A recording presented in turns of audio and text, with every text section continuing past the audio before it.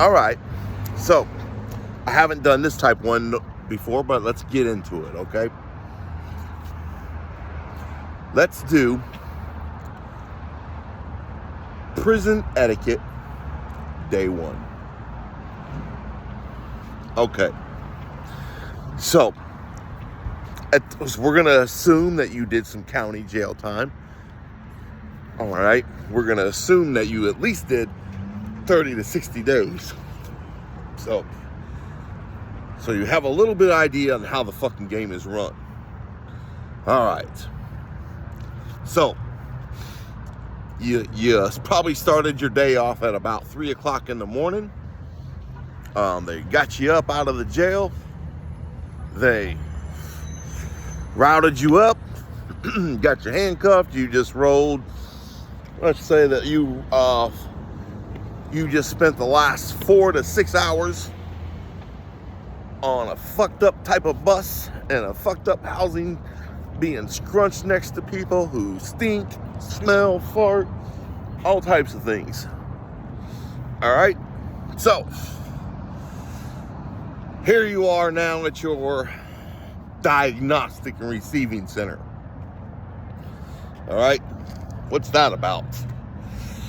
Well, diagnostic receiving center is going to be, in some states, not all, in some states,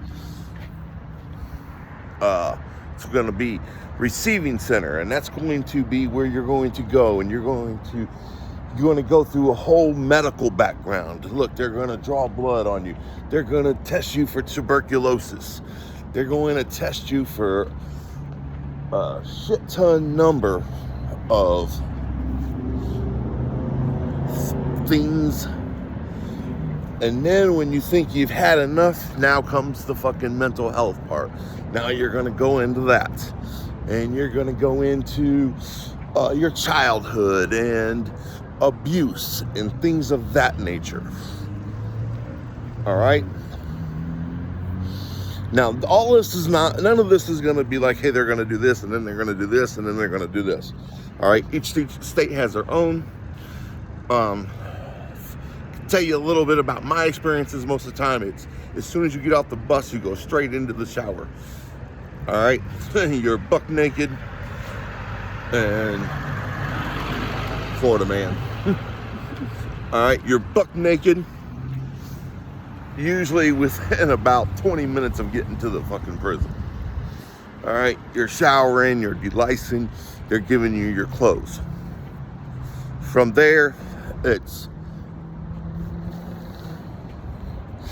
some places might do haircuts first. That would make sense.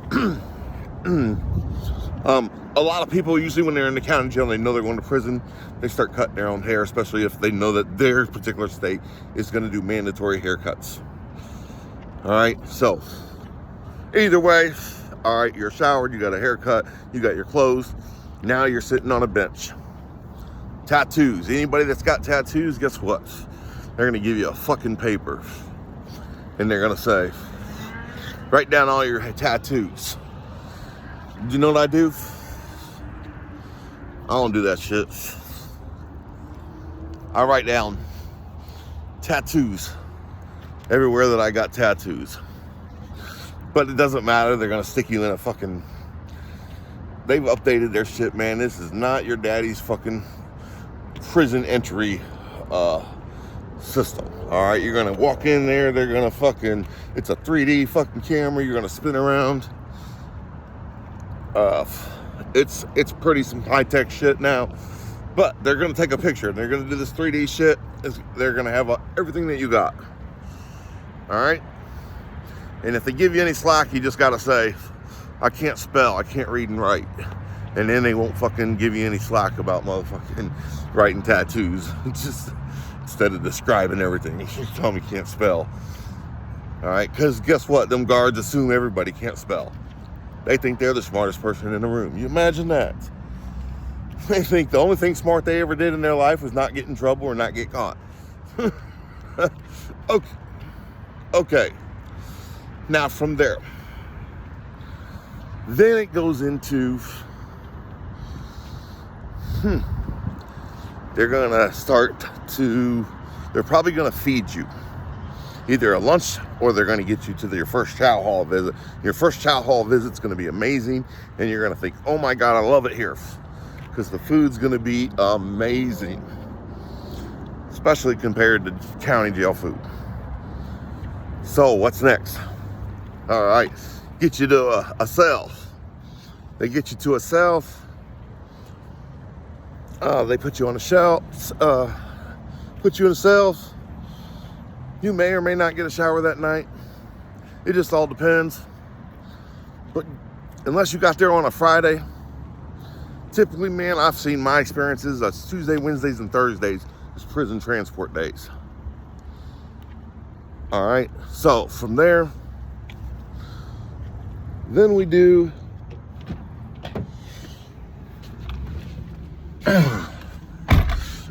all types of other bullshit. They're gonna get you up in the morning. They're gonna fucking run you back down to these counselors. When you're done with the counselors, you're gonna set up your prison inmate trust fund. When you're done with that, you're going to set up your visiting list, your phone call list.